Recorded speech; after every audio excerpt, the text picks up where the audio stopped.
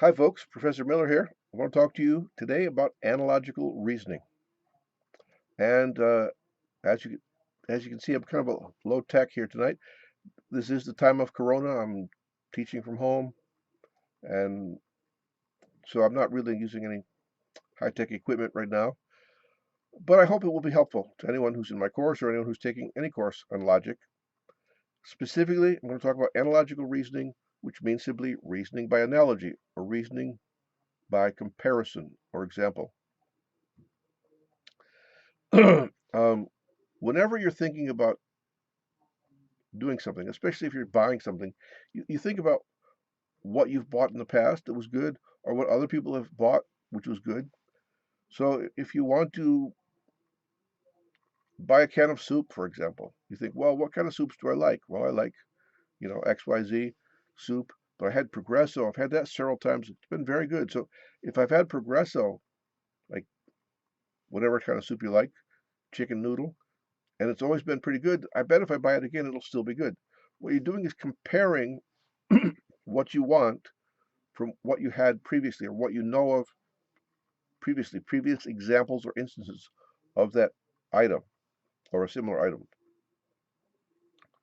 item. So we do this frequently. It's the most common form of reasoning that people do all the time. If you want to buy, for example, a computer or a television or whatever, you go online to Amazon or Google or whatever, you look up a specific type or brand or model, and then you compare it. You see what people have said about it, how they've rated it. If it has 5 or 6 ratings, mediocre, then you're not going to look at that. But if it's got several hundred ratings and they're all good, that's pretty good. So you'll probably be inclined to trust that if 100 people or 200 people have all had very good experience with this particular television or this particular computer, then most likely um, I will have the same experience or similar experience. So this type of reasoning is simply an inductive type of reasoning. You look at examples that you have around you or in the past or your friends have, and then you say, well, if this is like this, and I get something which is the same, I should have the same experience or similar experience. This is reasoning by analogy. It's very simple. Now, of course, philosophers and logicians like to make things a little more complicated to make it sound a little more, you know, erudite. But so what they say, well, when you're talking about different examples, the first examples you've come across are called primary analogs. Simply means your first examples, your primary examples. And the conclusion you're coming to is called the secondary analog, the concluding instance of what you want to do or buy or get. Now,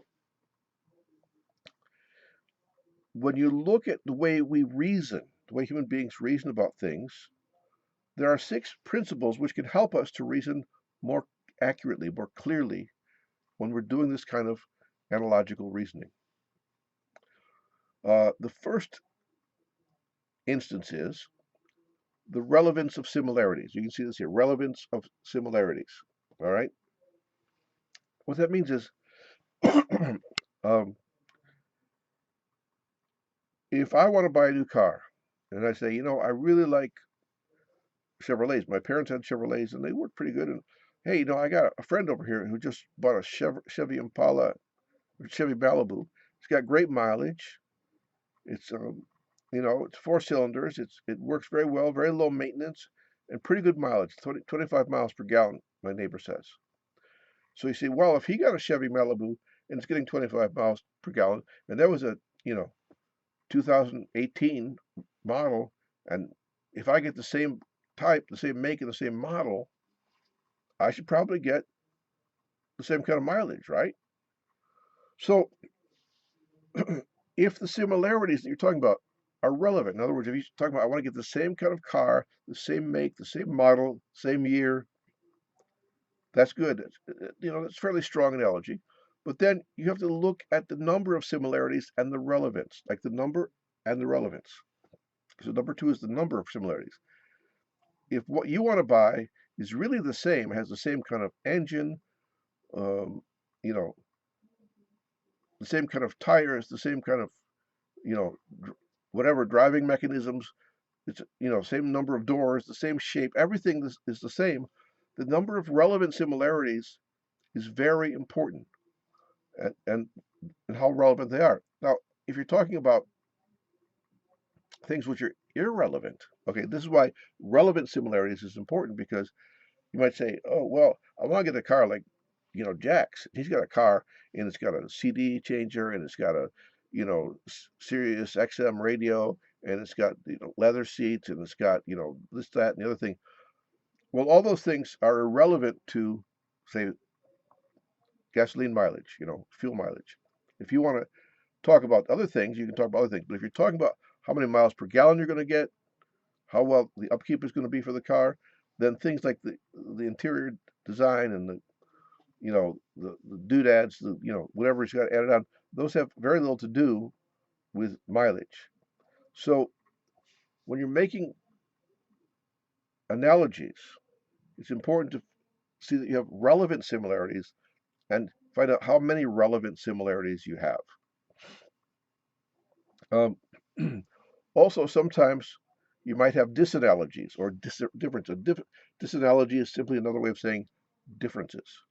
Okay, and what is the nature and degree of differences? Okay, suppose you say, uh, I want a car that will, my friend has a Prius and it gets 40 miles to a gallon, and I want to get the same mileage. So if I get the same kind of car and the same make and model and the same year and everything, and the same engine and everything all the same, I should probably get the same kind of mileage that they get. Okay, but then you ask yourself the question, where do they live? Do they live in the city? Do they live in the country? Where do they live? How does it work? What do they, how does it work? And if they live, if there are disanalogies, differences, they can either make your case stronger or weaker. For example, if I want to buy a car and I want to get the same mileage as my friend who has a Prius or whatever model, and I get the same thing. Now, if I live in the city and do a lot of driving in heavy traffic, stop and go, and he lives in the country and just drives around on the countryside and interstate highways, then that's a big difference. And city driving usually does not have the same kind of mileage as, you know, interstate or country driving. So that kind of disanalogy makes my conclusion weaker that I will get the same mileage as my friend. However, if it's the other way around, if he lives in the city and does all sorts of city driving and I live in the country, then the chances of my getting better mileage than he does, better mileage than my friend, is probably pretty good, especially if I'm not driving a lot in city traffic, not a lot of stop and go driving, then my mileage could very well be different. So this is a case where a disanalogy or difference would be favorable to my conclusion that I will get the same or better mileage. Now, another thing that helps make an analogical conclusion or argument stronger is the number of primary analogies. So as I said, the first examples that you're looking at before your conclusion, those are the primary analogs. So how many primary analogies do you have? So if I say, I want to, what do I know? Pick a thing. Anyway, I want to get a specific kind of, I'll go stick with cars. I want to get a Chevy Malibu. And I have 5 friends who all have Chevy Malibus, and they all get the same mileage, and they all, uh, get very good mileage and very little upkeep, and the cars do really well. So if I think, well, I got 5 friends who all have the same kind of car, and they're all getting good mileage with little upkeep, then probably I'll get the same thing, right? So that that is very important.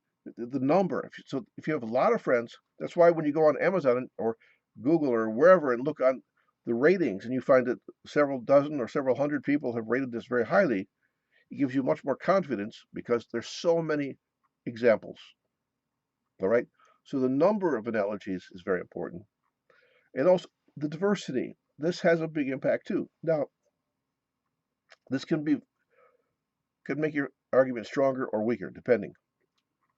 So one thing is if all my friends, if I have 5 friends and they all have a Chevy Malibu, and they all get really great mileage, but they all work for the same garage, and they're all mechanics, and they all keep their car in tip-top shape, and they all keep it tuned up all the time, and they put in the best sorts of gas and the best sorts of everything, and they're just like really mechanic junkies, they really go for it, Well, then that doesn't that makes my conclusion weaker that I'm going to get if I'm not a mechanic and I'm just driving around without worrying too much about upkeep of my car in terms of like, tune-ups and stuff like that, then the chances of my getting the same mileage is a lot weaker. So in other words, if there are a number of primary analogies and the diversity is not very strong, they're all the same, but they're different from me, then that makes my argument weaker because they might just be getting good mileage because they're all really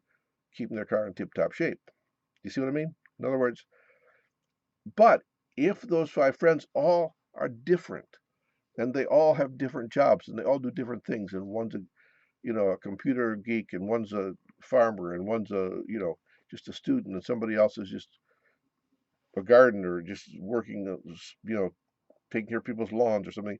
If they all have different jobs and different experiences, and there's nothing more in common, but they all have the same kind of experience with their automobile, then that's a very good indicator that, well, it's not just the upkeep, it's not just the tune-ups and stuff. It's really a good car, and it's really if I get it, I'll probably get the same kind of mileage they're getting. All right. So if you start off with relevance of similarities, how relevant are the examples that you're talking about to what you want to do or get, what you're talking about? If there's a lot of relevance there, that makes your argument stronger. Also, the number of similarities, relevant similarities, is very important. But if it's irrelevant similarities, it's obviously not important. But if there's a lot of similarities which are essential to the design of whatever it is you want to do or buy, that's a good, strong argument. Now, the nature and degree of disanalogy, of differences, can also be important, as I said, because sometimes, um, as I said, with mileage, if I want to get good mileage and I'm living in the country and my friend's living in the city, my mileage is probably going to be better than his, if everything else being equal. But if it's flipped, if he's living in the country, I'm living in the city, then that makes my argument weaker about getting as good mileage or better mileage than my friend. Then the number of primary analogies means how many other examples do I have to compare to what I want to do or get. And how about the diversity? Are they all the same, or do they all do the same thing? Am I like them, or are they doing stuff that's very different from me, or doesn't it matter? If there's very diverse examples but they all have the same outcome, then that makes my argument stronger. And finally, the last thing here, which I didn't mention yet, is the specificity of your conclusion. In other words, if I say my friend has a Prius and they get 40 miles to a gallon, I want to get, if I buy exactly the same car, I'll get just exactly the same mileage or better. Well, that's very specific.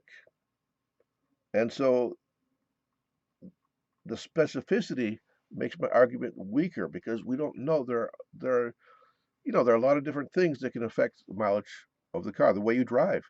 Maybe my friend drives slowly and I want to take off. I just really got a lead foot. That would also make my mileage different. However, if I say, yeah, he gets 40 miles to a gallon, I want to get at least 30 miles to a gallon, then it makes my argument stronger because I'm not expecting as much. So when you lower your expectations, it's easier to get the result you want because you're not making such a high bar to achieve. All right. So the specificity of your conclusion is also important in terms of whether it makes your argument stronger or weaker. If the conclusion is too specific, it makes your argument weak because it may be hard to hit that sweet spot that you're aiming for. All right. So um, let's say you want to plant a garden in your backyard, and you know you like chrysanthemums, and you see a neighbor who has chrysanthemums growing in their backyard, and you think, well, they just live next door. They got chrysanthemums.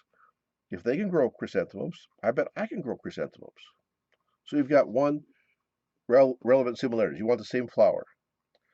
So you ask them where they got it. You go to the same store. You get the same plant or the same seeds or whatever, however you decide to do it. If you do it the same way that they did it, that's good. But and then if you find you have other friends, for example, a number of primary allergies. You got several friends who all grow chrysanthemums, and they're all in the same, neighborhood, and they're all getting great results. That's great. But suppose these people, taking this analogy here, suppose they're all like really like hardcore gardeners. They really know how to, make things grow, and you're not. So then your conclusion that you're going to have just as good results is weakened, right? Uh, but again, it can work the other way. Suppose you really are a super gardener and they're not, and they still get good results. Well, then in that case, my conclusion that I'll just get as good or better results than they do is probably pretty good. Um, just a tip here: if you're doing any gardening, you should use Miracle Grow. I bought some stuff last year. We planted a garden out back. It's amazing. I put some of this stuff on the tomatoes and the cucumbers. The cucumbers were huge. They were like footballs. They're humongous. I kid you not. I'm not exaggerating. It was amazing. But anyway, that's irrelevant. But the point is, you can do things that would make my argument stronger, right? If I can do something to tweak my argument to make it stronger for myself, just a better argument. Okay, so this would be a disanalogy. I'm using Miracle Grow. My friend is not. So the chances are I'm going to get better results. Um, and again, the specificity. If I say, well, I'm going to get pretty good results, nearly as good as my neighbor, then that's a very strong argument. That'll probably turn out to be the case, unless you know some unforeseen act of nature destroys it or something. Um, all right, so analogical reasoning. It's very simple. You don't really need to worry all that much about all these different rules. The main thing is when you're comparing something that somebody has and you want something like it, are you going to get the same thing? Are you going to buy it in the same place? Are you going to get the same make and model, the same year, with all the same, you know, important, relevant elements in the whatever it is, automobile, television, whatever.